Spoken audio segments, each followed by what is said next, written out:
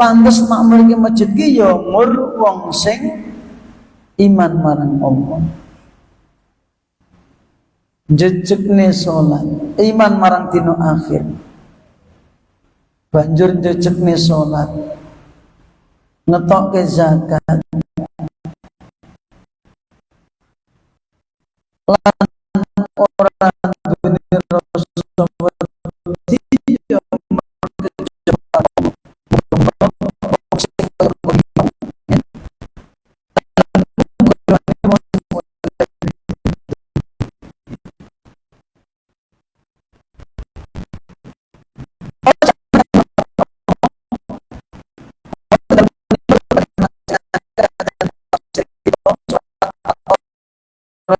surat ingkang pendek ayat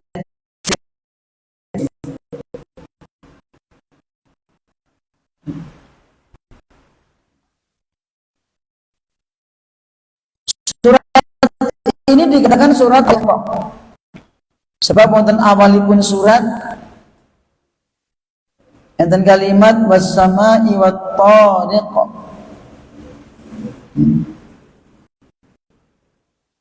Juga dikatakan suratus sama'i wat-thariq.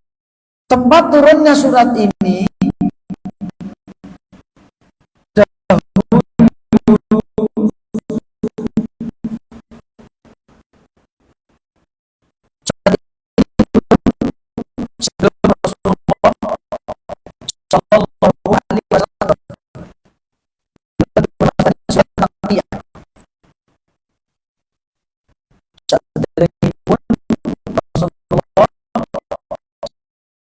yang kedua akan membahas, menjelaskan kepada kita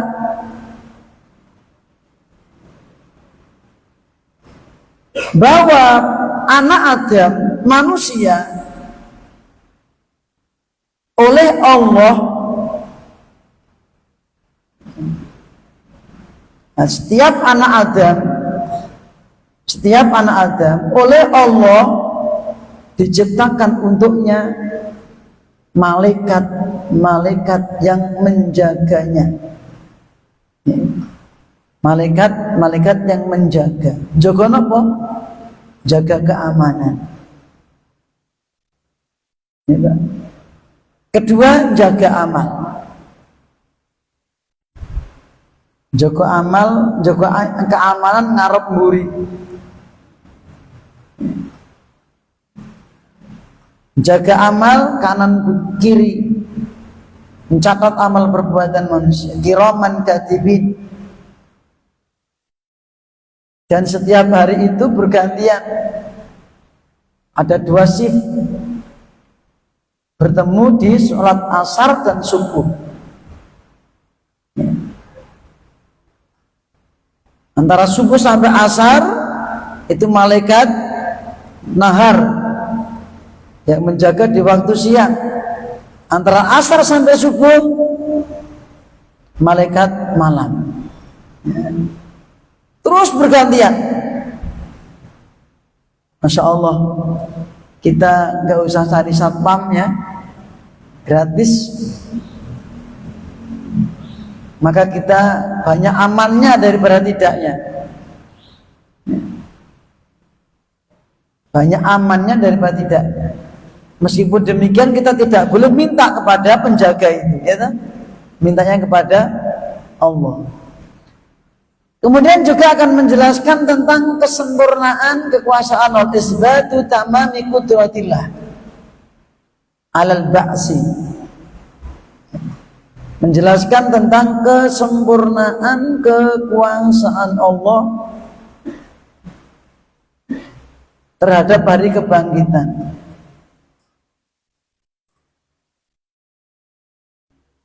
Bahwa Allah Maha Kuasa membangkitkan manusia kembali. Yang berikutnya, yang keempat, Anda akan membahas juga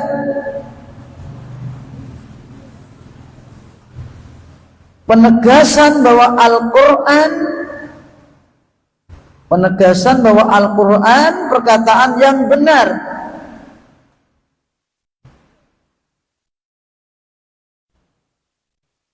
dan sebagai pembeda. Perkataan yang benar dan sebagai pembeda. Yang kelima akan membahas tentang ancaman at-tahdid wal wa'id lil kafirin, adanya ancaman kepada orang-orang kafir. Bahkan mereka akan diberi istidrat, panglulu, pangujo. Tapi sebagai ancaman, nyok. Itu di akhir ayat. Nah, sekarang mari kita bahas ayat yang pertama sampai yang ke-10.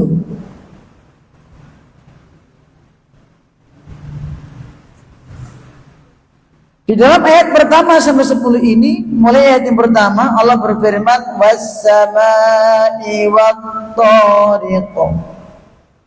Was-samaa'i wat-thariq. Jangan dibaca wat-thariq. Kan ada yang baca gitu kadang itu. Was-samaa'i wat-thariq, maka salah. Kalau at-thariq itu artinya jalan. At-thariq roknya dipanjangkan dengan ya sukun, maka itu artinya jalan. At-thariq ay as-sabil.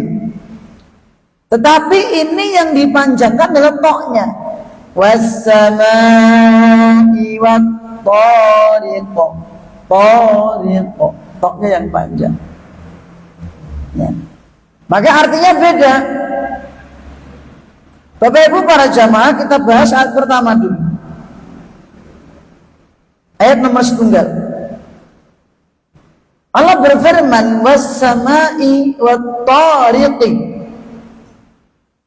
Ya. As-samaa'i di kasrah, at-thariqi di kasrah. Bukan was-samaa'u wat-thariqu, enggak. Was-samaa'i wat-thariqi. Dan keduanya adalah kata benda. As-sama, at-thariq, semua kata benda. Bukan kata kerja, bukan huruf, tapi kata benda. Dengan tanda ada alif lam. Maka di antara ciri namanya al-ism atau kata benda adalah ada alif lam. Alif lam sebagai ma'rifah, sebagai kalimat yang kata yang sudah ma'rifah jelas. Nah, Bapak Ibu para jamaah, di sini diawali dengan huruf wawu, setelahnya kata benda atau di kasroh, maka huruf wawu di situ fungsinya lil qasami. Lil qasam, apa itu? Untuk sumpah. Huruf wawu lil qasam. Mila wonten mriki Allah sumpah demi langit lan demi at-thariq. Apa itu at-thariq? Nanti akan Allah tafsirkan sendiri. Was-samaa'i wat-thariq, demi langit dan demi at-thariq. Ya kan? Allah bersumpah demi langit dan demi at-thariq. Yang mana keduanya adalah benda, makhluk. Bapak Ibu para jamaah, sumpah demi makhluk niku ingkang kepareng namung Allah Ta'til. Sumpah demi makhluk yang boleh itu cuma Allah, lainnya tidak boleh. Demi langit, demi bumi, demi Ka'bah, ya, demi napa niku malam, walaili idza yaghsha, demi siang, wan nahari idza tajalla, demi matahari, wasyamsi waduhaha, demi bulan, wal qamari idza talaha, demi jiwa, wa nafsi wa ma sawaha. Ya tak? demi gunung, wal jibali, dan seterusnya. Fala uqsimu bimawaqi'in nujum, dan seterusnya. Itu semuanya adalah haknya Allah demi makhluk. Kita sebagai makhluk ini tidak boleh mboten kepareng. Kula panjenengan sami mboten kepareng sumpah demi makhluk, demi langit toh, tidak boleh. Tenan demi gunung, tidak boleh. Tenan demi bumi, tidak boleh. Makhluk bolehnya bersumpah atas nama Allah. Kalau seandainya kita, naudzubillah min dzalik, bersumpah demi makhluk, sesungguhnya kita telah kecemplung dalam perbuatan syirik. Bisa syirik besar, bisa syirik kecil. Seorang mengatakan demi langit, demi bumi, demi Ka'bah, demi Nabi, demi malaikat misalnya, itu bisa digolongkan syirik besar dan syirik kecil. Syirik besar bisa mengeluarkan dari Islam, membatalkan seluruh amal. Ya. Wonten setunggalipun hadis rawahu al-Imam Al-Bukhari, al-Imam Muslim. Qala Rasulullah sallallahu alaihi wasallam, ala innallaha yanhaakum an tahlifu bi abaikum. Man kana halifan falyahlif billahi aw liyasmut. Ala, ketahuilah, ngertenono, ya. Kata Nabi sallallahu alaihi wasallam, kata Nabi, ketahuilah, sesungguhnya Allah melarang kalian bersumpah atas nama nenek moyang kalian, moyang kalian, demi simbahku misalnya gitu ya. Allah melarang. Barang siapa yang ingin sumpah sing sapa wonge kepengin sumpah kepeksa sumpah, maka hendaklah dia bersumpah atas nama Allah. Fal yahlif billahi au liyasmut. Nah, orang menengok, ya, diamlah. Maka kita bolehnya bersumpah atas nama Allah. Dalam hadis yang lainnya rawahu al-Imam Abu Dawud, al-Imam At-Tirmidzi, al-Imam Ahmad, qala Rasulullah sallallahu alaihi wasallam, man halafa bi ghairillahi faqad kafara au asyraka. Man halafa, sing sapa wonge sumpah, barang siapa bersumpah atas nama selain Allah, sungguh dia telah berbuat kufur atau syirik. Ya. Jadi orang bersumpah atas nama bumi, demi langit, demi nopo gitu, pokoknya demi selain Allah, maka dia telah kecemplung dalam perbuatan kekufuran ataupun kesyirikan. Bisa syirik besar, bisa syirik kecil. Bagaimana kalau syirik besar? Pripun Pak praktekipun? Kalau orang itu sampai mengagungkan makhluk yang menjadi sasaran sumpah, mengagungkan gunung, mengagungkan langit, mengagungkan makhluk tadi, sehingga harus tunduk kepadanya, sujud kepadanya, berdoa kepadanya, takut kepadanya, dia telah kecemplung dalam perbuatan syirik besar. Tetapi kalau sekedar cuma di bibir saja, tidak ada unsur pengagungan kepada yang menjadi sasaran sumpah, maka dia telah kecemplung dalam syirik kecil. Ini pembahasan huruf wau di situ, ya, tentang sumpah. Niki. Kemudian sini Allah bersumpah demi apa? Demi langit. Was-samai. Wa-tariqi. Dan demi at-tariq. Terus ayat yang kedua,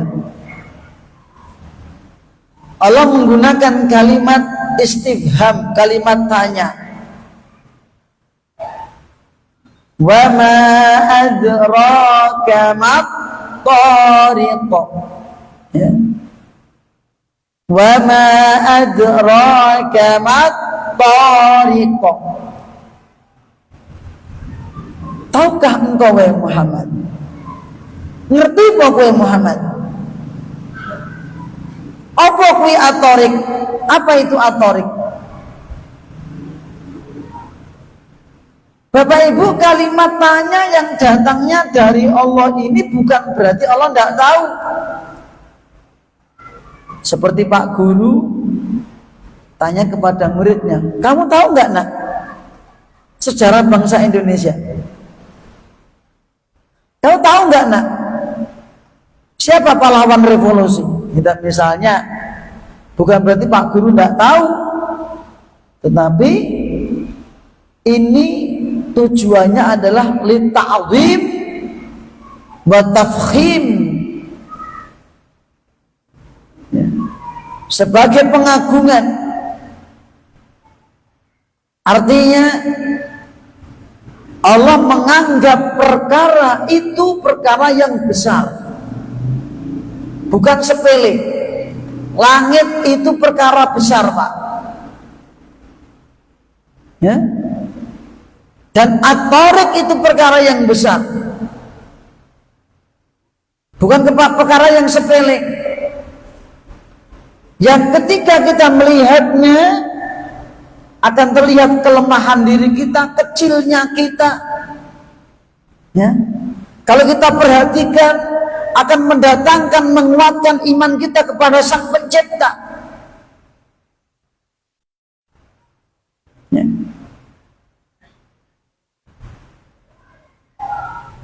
Maka mari kita ketahui apa itu at-tariq. Ayat yang ketiga, at-tariq Allah tafsirkan sendiri, dan inilah kaidah dalam menafsirkan Al-Quran, seperti yang dicantumkan oleh Al-Imam Ibnu Katsir dalam tafsirnya, dalam pembukaan tafsirnya, menjelaskan tingkatan dan urutan di dalam menafsirkan Al-Quran. Tidak boleh sembarangan. Yang pertama, ayat ditafsirkan dengan ayat. Artinya apa? Allah sendiri yang menjelaskan. Contohnya ini, Allah akan menjelaskan makna at-tariq itu apa, langsung dari Allah Subhanahu wa ta'ala, bukan dari Nabi. Ya. Dan banyak ayat-ayat yang semisal. Kenapa kok? Ini tingkatan pertama, bahwa ayat ditafsirkan dengan ayat karena Allah yang lebih tahu tentang maksud ayat tersebut. Allah ingkang langkung mangertos karepe ayat piye. Maka siapapun tidak boleh lancang menafsirkan ayat dengan akalnya sendiri, atau untuk kepentingan organisasi, ataupun kelompok, ataupun golongan. Ya. Sementara Allah sudah menafsirkan maksudnya. Kalau sudah cukup, ya, lainnya cuma sebagai penguat. Itu yang pertama, ayat ditafsirkan dengan ayat. Kenapa? Karena Allah yang paling ngerti, Allah yang paling tahu tentang ayat tersebut dan maksudnya. Maka Allah terangkan sendiri. Tingkatan yang kedua, jikalau ayat tersebut Allah tidak menerangkan secara detail, ya, maka ayat itu kita cari diterangkan oleh Kanjeng Nabi. Ada nggak hadis yang menerangkan tentang ayat itu? Kalau ayat tidak ada ayat lain yang menerangkan, maka ayat diterangkan dengan al-hadis. Ayat diterangkan kalawan pangandikanipun Kanjeng Nabi Muhammad sallallahu alaihi wasallam. Lho kenapa? Sebabipun apa? Sebab Kanjeng Nabi punika makhluk ingkang paling mangertos babagan ayat-ayatipun Allah. Manungsa ingkang paling ngerti karena wahyu diturunkan kepadanya. Ini. Maka banyak ayat yang diterangkan oleh hadis, ya, diterangkan oleh perkataan Kanjeng Nabi Muhammad sallallahu alaihi wasallam, seperti tentang makna syirik, ya, Nabi menerangkan innama huwa syirk ya bunayya la tusyrik billah inna syirka la dzulmun adzim. Ketika itu Kanjeng Nabi, ya, para sahabat merasa berat ketika turun ayat surat Al-An'am 82. Alladzina amanu walam yalbisu imanahum bidzulmin ulaika lahumul amnu wa hum muhtadun. Orang-orang yang beriman dan tidak mencampur adukkan antara iman mereka, tauhid mereka dengan zalim. Nah, ketika itu turun, para sahabat memahami, waduh, gitu. Kenapa? Karena jaminannya orang yang beriman tidak mencampur adukan imannya dengan zalim, kedzaliman. Apa jaminannya? Akan mendapatkan keamanan di dunia dan akhirat, bahkan aman dari neraka. Yang kedua, akan mendapatkan petunjuk. Tetapi ini dirasa para sahabat berat sekali. Kenapa? Karena ketika itu menurut mereka dolim yang dimaksud dolim seperti umumnya dolim.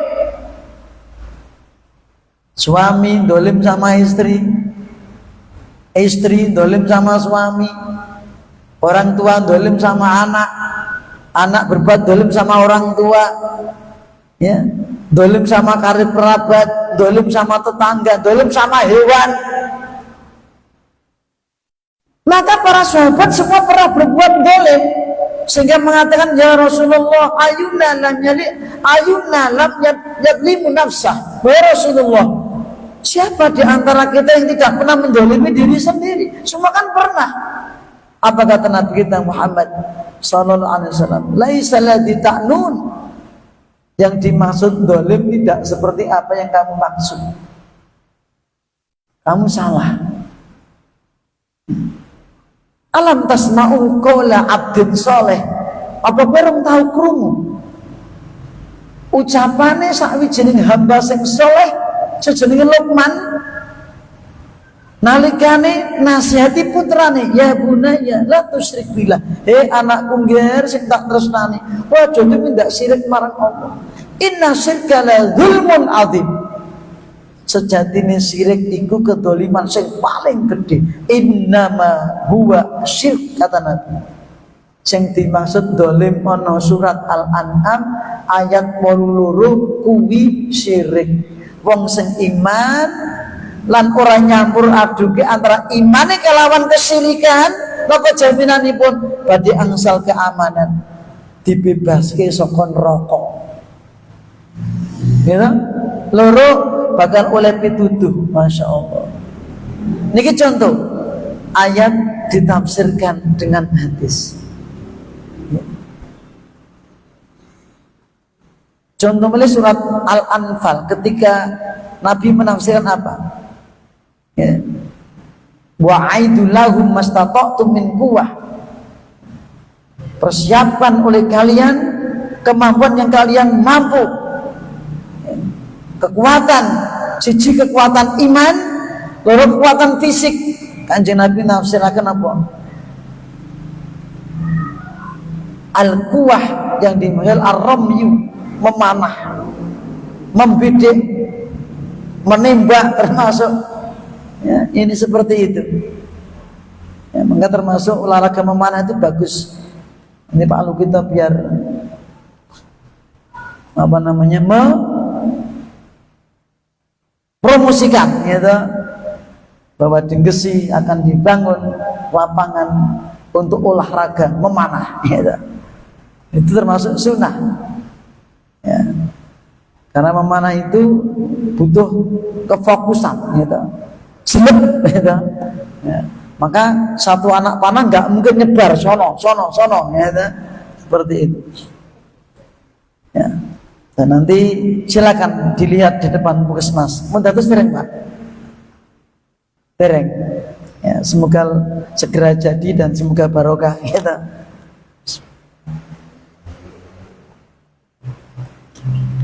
Kulo nggih pengen gombong ki setu iso budal esuk manasik gitu. Nah, olahraga mana?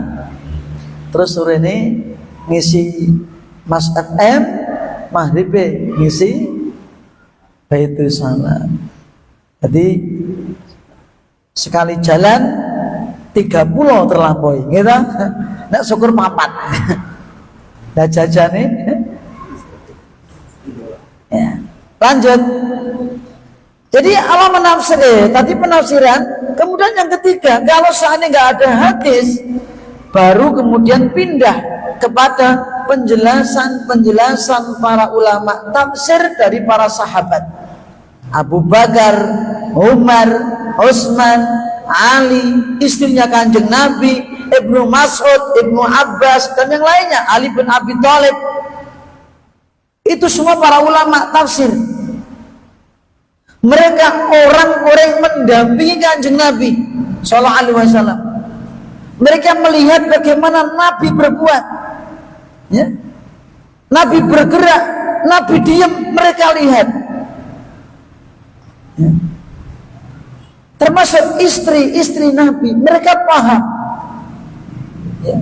Sampai Ibunda Aisyah ditanya tentang akhlaknya Kanjeng Nabi, apa jawabannya? Karena khuluquhul Quran, sesungguhnya akhlaknya Nabi itu Al-Quran. Sehingga Kanjeng Nabi itu Al-Quran berjalan. Gerak-gerak Nabi itu apa?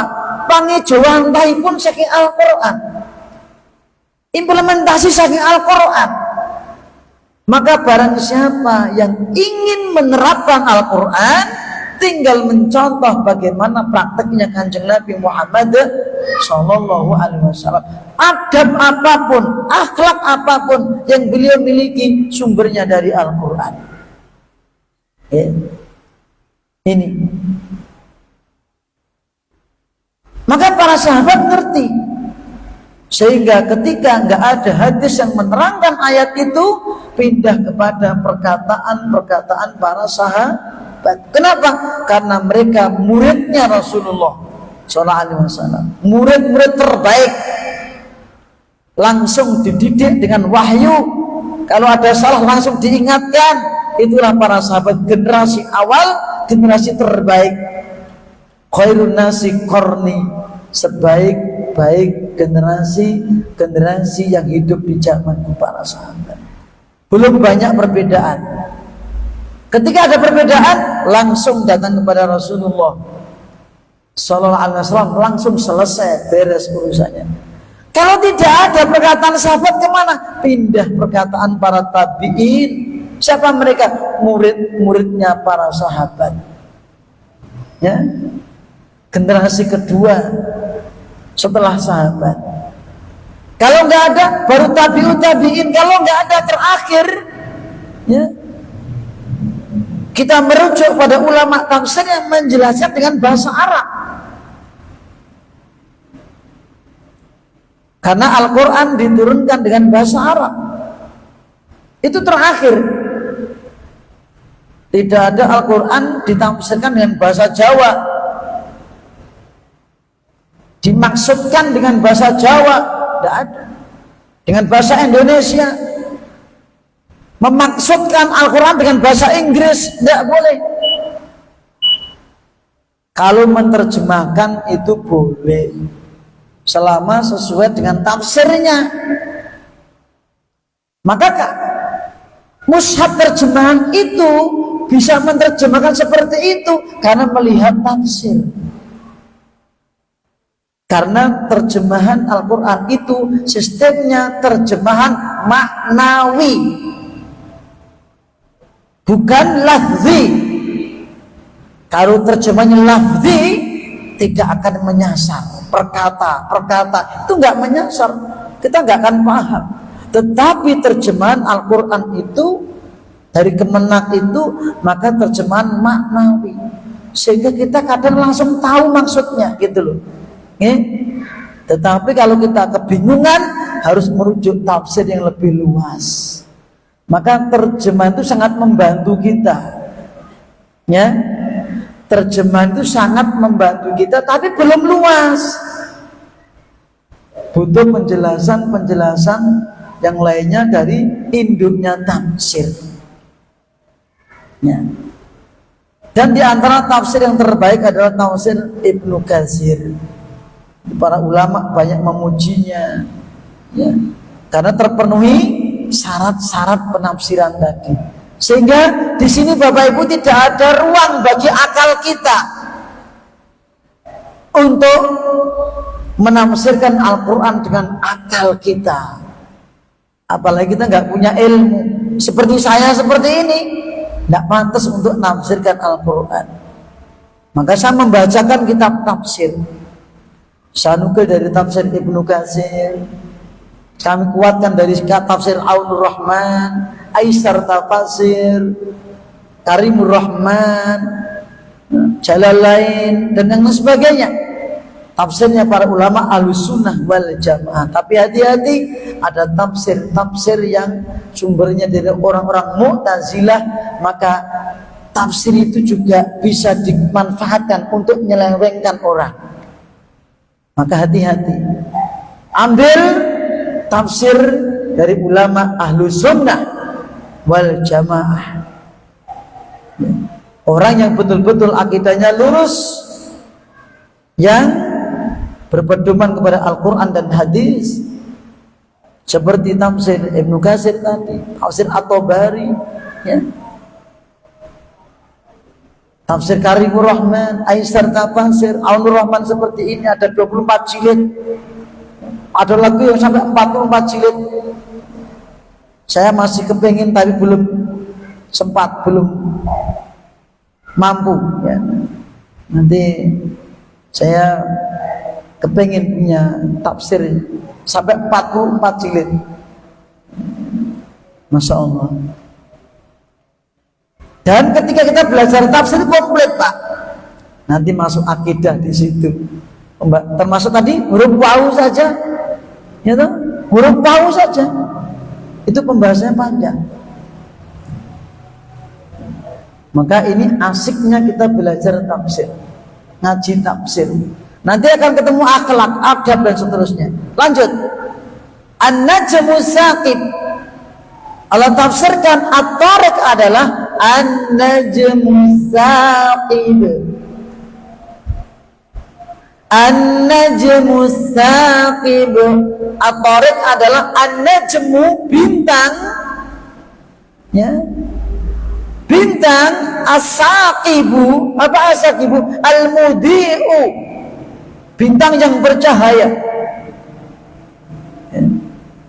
Maka Allah bersumpah demi langit dan demi bintang yang bercahaya, yang cahayanya alladzi yaskubul dzulama binurih, yang cahayanya sampai menembus kegelapan malam. Coba nyen sampeyan dhuwur mriku mengke nek bengi niku dhuwur peteng, gitu, gelap, ketok ireng niku, Pak. Tapi Anda akan bisa melihat bintang di atas sana. Niku dhuwure pinten? Anda naik pesawat dalam jarak yang jauh maka rata-rata tingginya sekitar 12 kilo atau 12.000 meter. Pesawatnya kedip-kedip, kadang raketok ning dhuwure mendung sing paling dhuwur dhewe. Dhuwure pun mboten mendung. Tetapi itu pun tidak pernah nabrak lintang. Gitu, Pak. Katanya ada astronot yang berhasil mendarat di bulan. Tetapi rung enek ceritane nabrak lintang. Gitu, Pak. Berarti lebih tinggi daripada bulan. Gitu, Pak.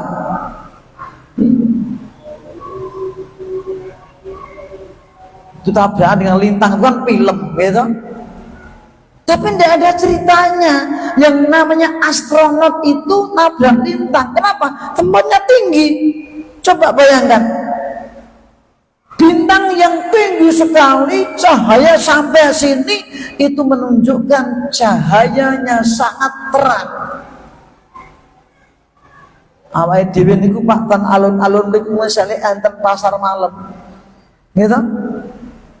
Biasanya enten lampu merkuri ya. Niku pun gumun, lampune bentar tenan yo, nanti tekan mendung. Itu hanya berhenti di awan tok. Niku mawon awake dhewe wis gumun. Wing sing gawe sapa yo? Pernahkah kita terkagum-kagum dengan ciptaan Allah yang sangat tinggi, sangat terang itu? Pernahkah kita ketika melihat langit dan rembulan dan bintang itu ngepek kepada hati kita, menambah keimanan kita? Walaqad zayyana as-samaa'a dunya bimasabi. Sungguh kami telah menghiasi, kami Allah menghiasi langit bumi. Itu baru di langit bumi, Pak. Allah hiasi dengan bintang-bintang. Dereng langit nomor kalih sing mboten ketok. Dereng langit sing nomor 3 luwih jembar melih. Dereng sing nomor sekawan, nomor terus sampai nomor 7. Yang kita lihat itu baru langit pertama.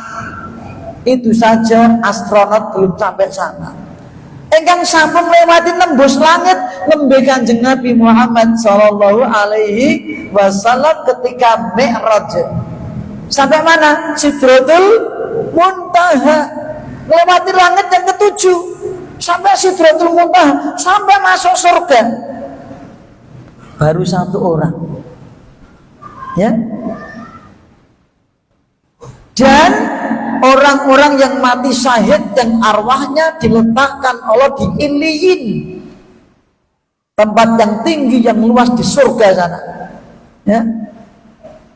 Yang arwahnya orang-orang yang beriman yang mati syahid diletakkan oleh Allah dalam perut burung yang berwarna hijau. Tapi ra iso dibayangin kaya ngopo manuke. Dan burung itu terbang di dalam surga membawa arwah-arwah orang yang beriman yang mati syahid. Mereka sudah merasakan nikmat, ya. Niki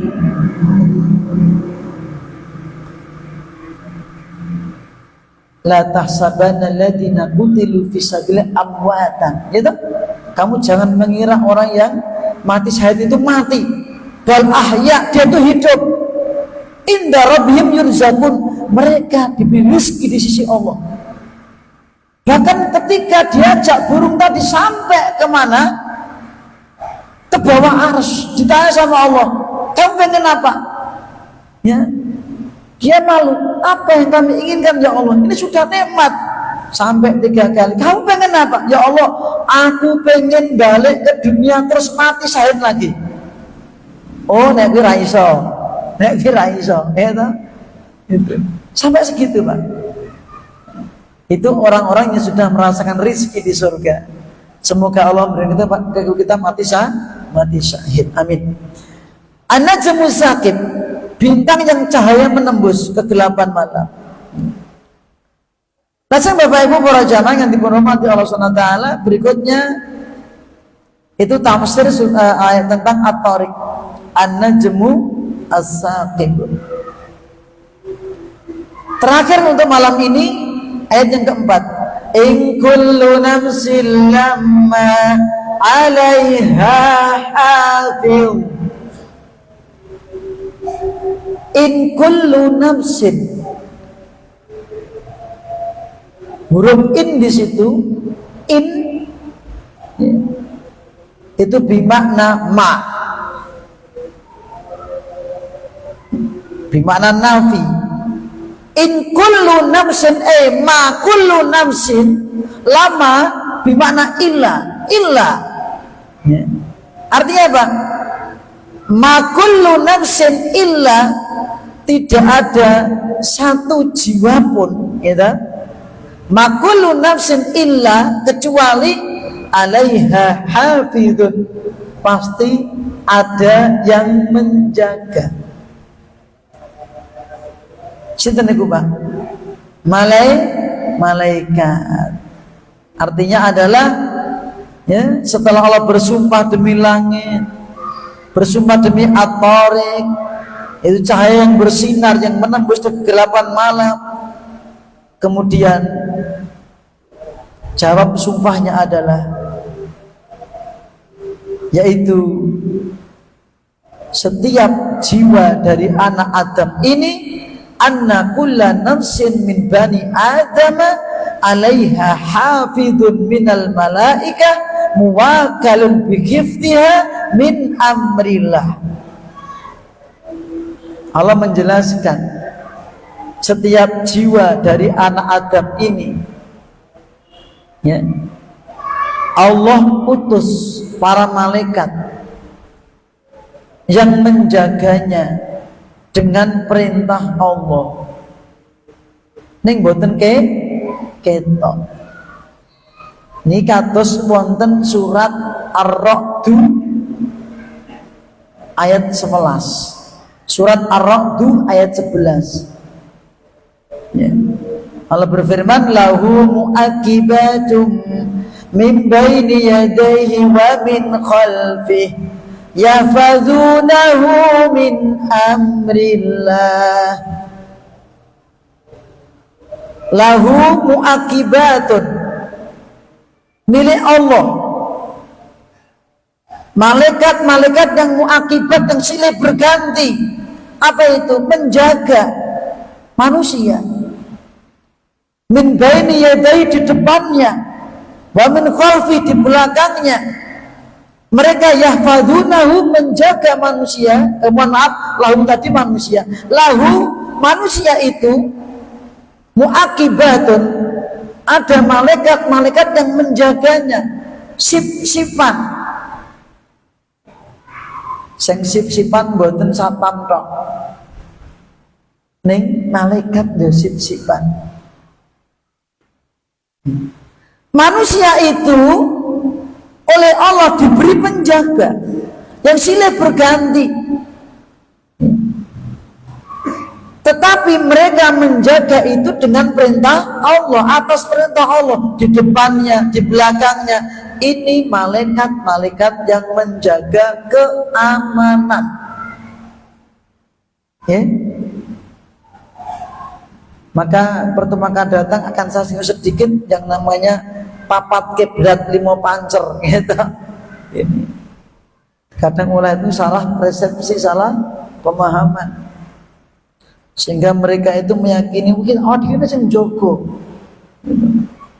Akhirnya minta kepada yang jaga itu. Ya beneran yang jogo tadi, kita ada yang menjaga, tetapi kita itu tidak boleh minta kepada penjaga itu. Mintanya kepada siapa? Allah. Kenapa? Semua itu pemberian dari Allah. Nikmat bagi manusia, terus dikai satpam. Ora sah. Napa niku? Mboten sah napa, Pak? Keroyo-royo golek satpam. Maka kita itu banyak selamatnya daripada celakanya. Itu karena itu perintah Allah. Yang kedua, malaikat penjaga amal, itu penjaga fisik kita, penjaga keamanan. Tapi di sana ada malaikat penjaga amal, menjaga di kanan kiri kita. Wa inna alaikum lahafidhin. Ya, sesungguhnya atas kalian ada malaikat-malaikat yang menjaga, kiraman katibin ya'lamuna ma taf'alun. Surat apa itu? Al-Infitor 10 sampai 12. Ya. Yaitu kiraman katibin, malaikat yang mulia yang mencatat tugasnya. Ma yalfizu min qawlin illa ladaihi raqibun atid. Tidak ada satu perkataan pun pasti ada malaikat yang mengawasi dan mencatatnya. Hebat. Mereka ngerti tahu apa yang kalian kerjakan. Sing boten ngerti sing njero ati, Pak. Niki. Maka yang dalam hati yang kerentek niat itu malaikat tidak tahu. Ngerti nih apa sing kita amalaken. Nah, sing ngertos wonten jero ati sinten? Allah. Maka bisa jadi apa yang tertulis pada diri kita itu baik, naudzubillah min dzalik, tetapi nanti ternyata jelek di sisi Allah. Yauma tublas sarair, nanti surat ini juga. Hari ketika dinampakkan perkara yang dirahasiakan. Sarair. Diketokke iki niat sing apik, iki niat sing elek. Ya. Afala ya'lamu idza bu'sira ma fil qubur wa hussila ma fis sudur. Hussila udhiro, dinampakkan apa yang ada dalam hati kita. Ini yang kita takutkan, Pak. Awake di rumah sana amal apik-apik, ya toh? Dohire apik ning atine elek. Kita berlindung kepada Allah dari itu semua. Ta'udzubillah min. Kita selalu minta keikhlasan kepada Allah. Dan amal yang baik juga minta taufik kepada Allah Subhanahu wa taala. Sebagai penutup untuk memperkuat ini, dalam sebuah hadis rawahu al-Imam Al-Bukhari, Imam Muslim, yang juga dinukil oleh Al-Imam Ibnu Katsir dalam tafsirnya ketika beliau menafsirkan surat Ar-Ra'd ayat 11 tadi. Yaitu qala Rasulullah sallallahu alaihi wasallam, yata'aqabuna fikum malaikatul lail. Yata'aqabuna fikum al malaikatu bil lail. Silih berganti menjaga kalian. Malaikat malam. Wa malaikatu bin nahar. Dan malaikat apa, Pak? Malaikatun bin nahar. Malaikat yang menjaga di siang hari. Silih berganti, sip-sipan. Yajtami'una fi sholati subuhi wa sholatil asri. Mereka bertemu gantiannya apa? Ijolanipun apa? Niku nalikanipun pas sholat subuh kali sholat asar. Ya? Gantian, Pak. Ya, kemudian fayas'udu ilaihi alladzina batu fikum. Malaikat yang menjaga di waktu malam naik ke atas. Mereka yas'adu. Yas'adu ilaihi. Kemana itu? Menuju kepada Allah. Mereka menghadap Allah. Itu malaikat malam.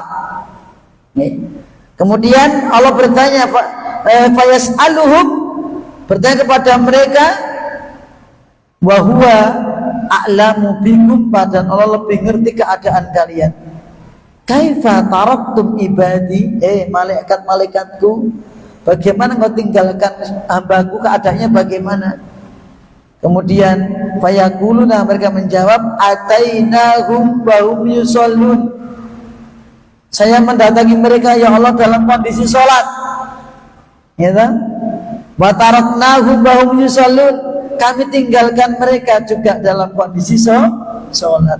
Mula usahakan hadir sholat jamaah.